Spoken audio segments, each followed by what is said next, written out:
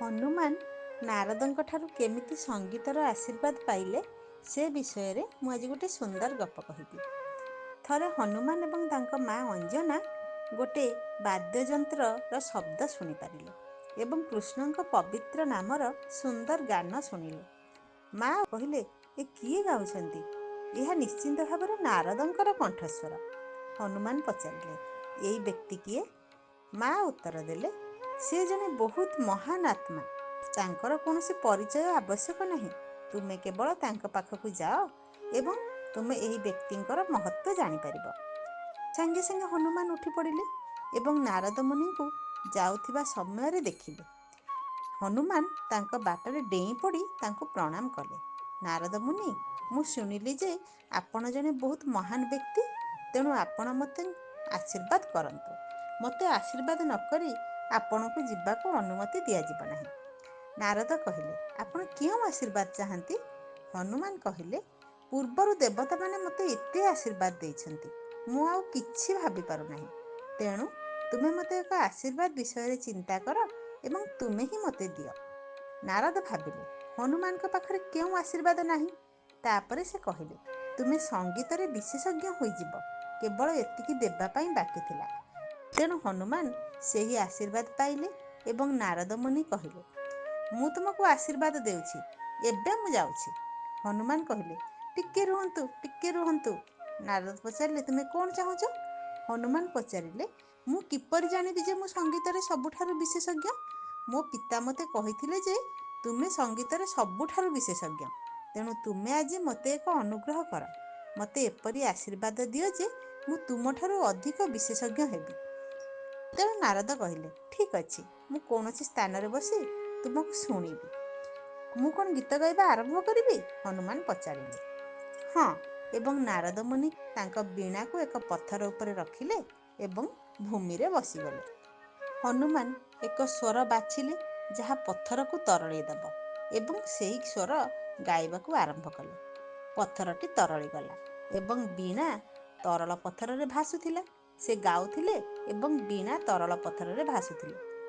ନାରଦ ତାଙ୍କ ଆଖି ବନ୍ଦ କରି ଆନନ୍ଦରେ ଉପଭୋଗ କରୁଥିଲେ ଏବଂ ସେ କହିଲେ, ଠିକ୍ ଅଛି ହନୁମାନ, ଆପଣ ସର୍ବୋତ୍ତମ ସଙ୍ଗୀତଜ୍ଞ।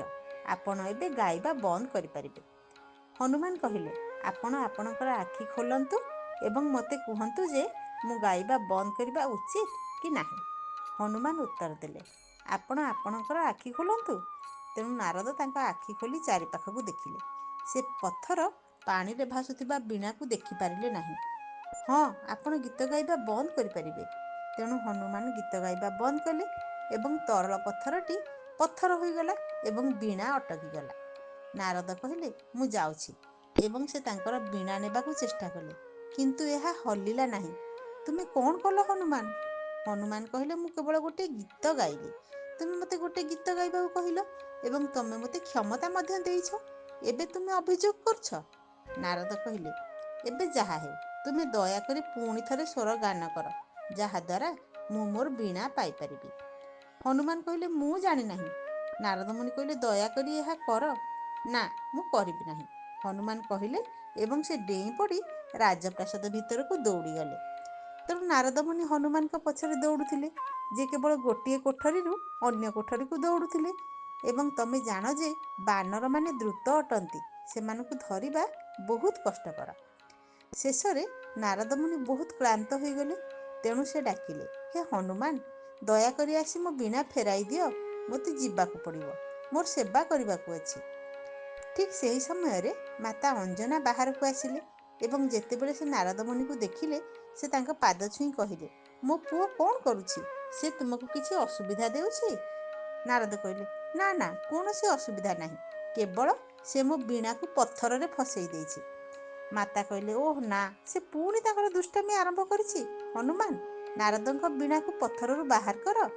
ଏବଂ ତାପରେ ହନୁମାନ କହିଲେ, ମୁଁ ଚାହୁଁଥିଲି ନାରଦ ମୁନିଙ୍କ ପାଦ ଏହି ପ୍ରାସାଦର ପ୍ରତ୍ୟେକ କୋଠରୀକୁ ସ୍ପର୍ଶ କରୁ, ସେଥିପାଇଁ ମୁଁ ଏହା କରୁଥିଲି।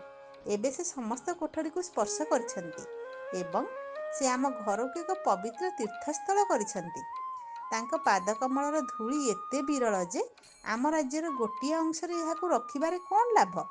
ଆମକୁ ଏହା ସବୁଠି ପାଇବା ଉଚିତ। ଏବେ ମୁଁ ତାଙ୍କୁ ତାଙ୍କର ବୀଣା ଫେରାଇ ପାରିବି। ନାରଦ କହିଲେ, ତୁମେ ଭଗବାନ ରାମଙ୍କର ଅନନ୍ତ ଦାସ ହୋଇଥିବାରୁ ତୁମେ ପୂର୍ବରୁ ଧନ୍ୟ। ତେଣୁ ହନୁମାନ ଯାଇ ନାରଦଙ୍କ ପାଇଁ ଗୀତ ଗାଇଲେ, ଯିଏ ଶୀଘ୍ର ତାଙ୍କର ବୀଣା ନେଇ ଚାଲିଗଲେ।